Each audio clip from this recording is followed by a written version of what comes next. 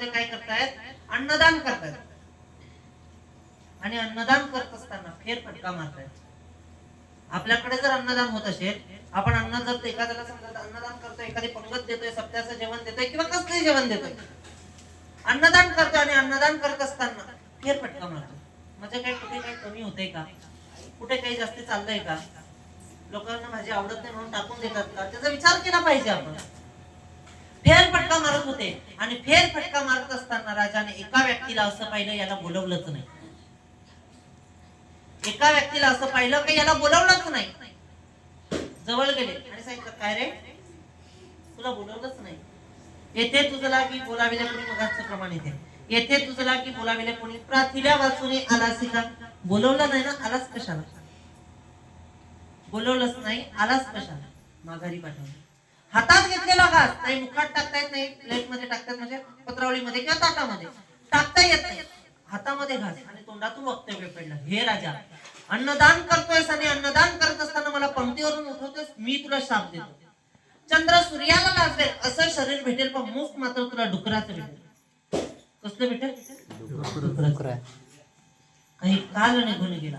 राजा होते, ऋषी झाले. मी मगाशीच म्हटलो, जो आज दुःखी आहे तो उद्या सुखी आहे. राजा होते, तपस्या करण्याकरता वनामध्ये निघून गेले, ऋषी झाले.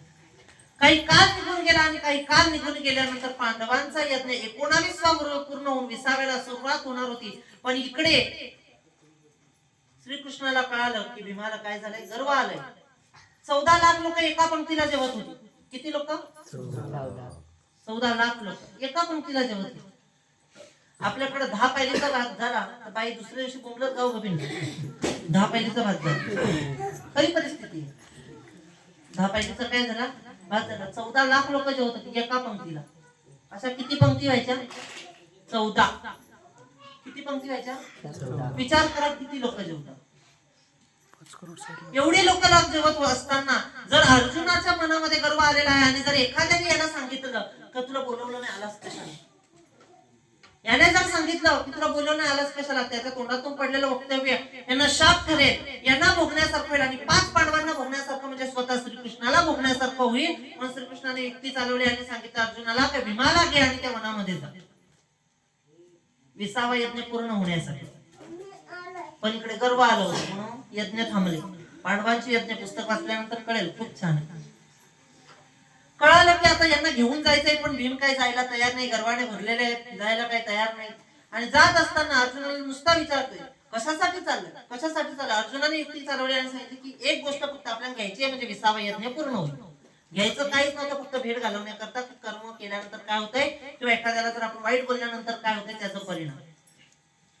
घेऊन निघाले आणि निघाल्यानंतर कुठेपर्यंत पोहोचले. कुठेपर्यंत पोहोचल्यानंतर थाप मारली कुठेवर, प्रणाम मुनीवर, काय पाहिजे. एक गोष्ट म्हणजे ती वस्तू अमुक अमुक गोष्ट यज्ञासाठी पाहिजे, ती द्या. मिळणार नाही. कुठे लावून बसले होते, मिळणार नाही. भीम आले आणि रथामध्ये बसले. अर्जुनाने विचारलं काय झालं.